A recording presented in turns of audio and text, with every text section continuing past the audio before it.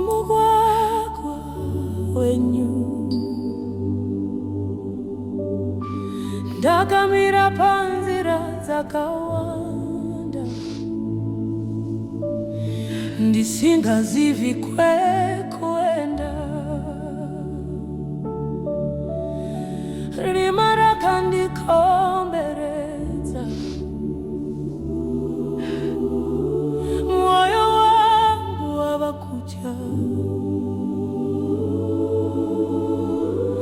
asi ndinodana kwamuri basa.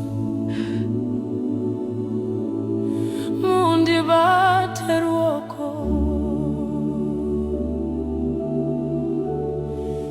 nindifambise Mwari, munditungamirire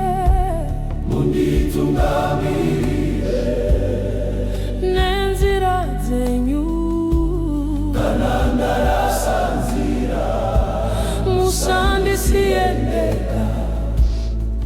ndifambise Mwari, kusvikira kumagumo, pane nguva dzandinodhona ndaneta kufamba ndega, asi nyasha dzenyu dzinondisimudza dzichindipa tariro.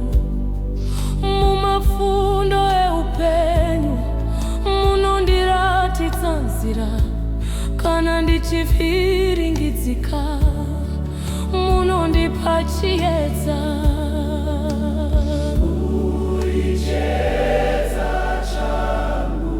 Munondifambisa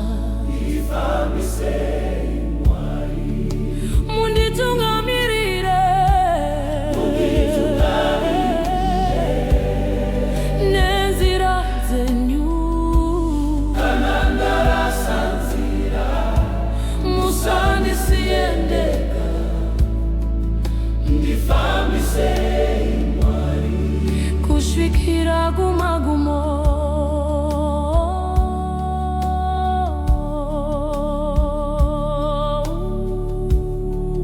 handidi kufamba ndega, handidi ndega, handidi ndega, muri tariro yangu, tariro yedu ngara inesu Mwari, mugara